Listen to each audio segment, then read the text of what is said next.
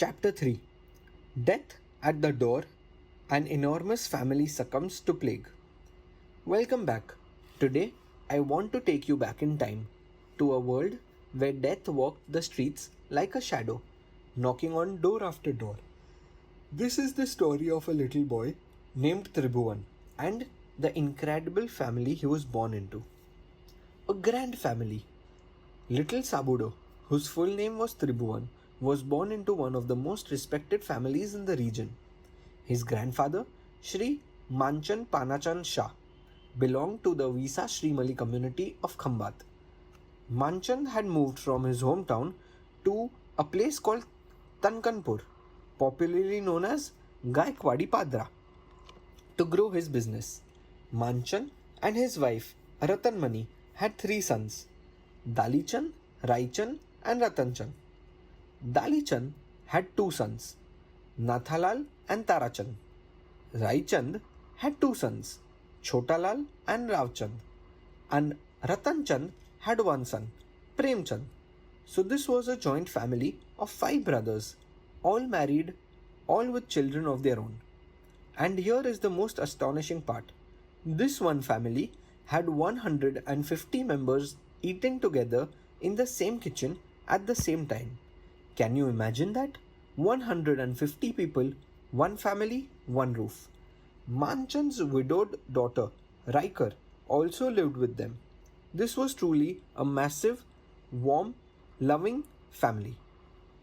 The great grandmother, Ratanba.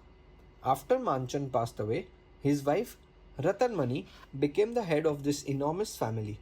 The people of Padra loved and respected her so deeply that they called her Ratanba. She was such a dignified woman that every single morning when she walked through the marketplace on her way to Derasar, the temple, for her prayers, every merchant would stand up from their seat and bow to her out of respect. That is how powerful her presence was.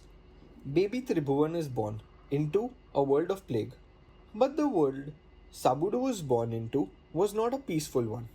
When he came into this world at his maternal grandparents' home in Devan, the whole Gujarat was suffering from a terrible epidemic of plague. His mother, Samarth Devi, brought her 40-day-old baby to her in-laws' home, only to find out that her husband, Chotalal, had already died from the plague. Think about that for a moment.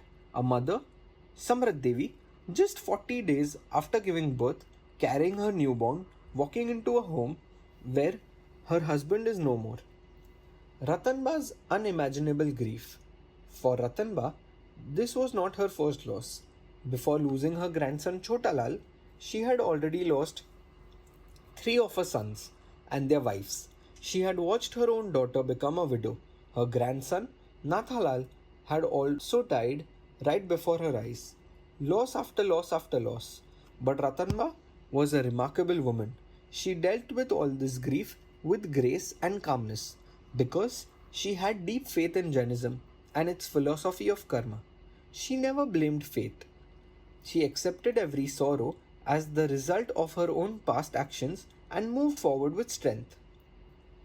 Even before the plague fully settled down in the year Vikram Samvat 1956, English year 1900, a terrible famine hit Gujarat.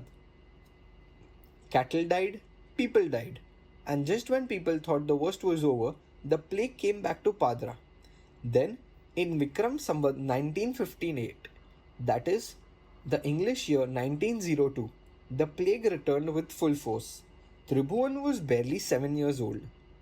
To protect Tribhuvan from this deadly disease, his family made the difficult decision to send him away to his paternal aunt Parson's house in Baroda. Parson, her husband Mansuklal, and their two sons lived in Kotipol. Tribhuvan quickly became close friends with his two cousins. It was a new home, a new city, but the family's warmth made it feel safe. Then, one day, a devastating news reached Baroda. Tribhuvan's mother had been struck by the plague. She was dying. Tribhuvan desperately wanted to rush back to her. He wanted to hold her hand, to be by her side. But because of the risk of infection, he was not allowed to go. And so he waited. A few days later came the news no child should ever hear. His mother was gone. What a cruel, cruel destiny. Tribhuvan had lost his father the day he was born, and now, at just 7 years old, he had lost his mother too. When Aunt Parson broke this news to him, an indescribable pain swallowed him whole. He was just a little boy, confused, heartbroken, and completely alone in the world. But then his uncle Mansukh Lal came to him. He looked at little Tribhuvan and said, with all the love in his heart, "Don't you worry, Tribhuvan. From now on, I shall consider that I have 3 sons instead of 2. Back home, the great joint family, that magnificent oak tree of 150 members, had been reduced to almost nothing by the plague. Now, only a handful remained. Aunt Riker, Uncle Tarachand, Parson, Uncle Ravchand, Shakri, and Uncle Premchand.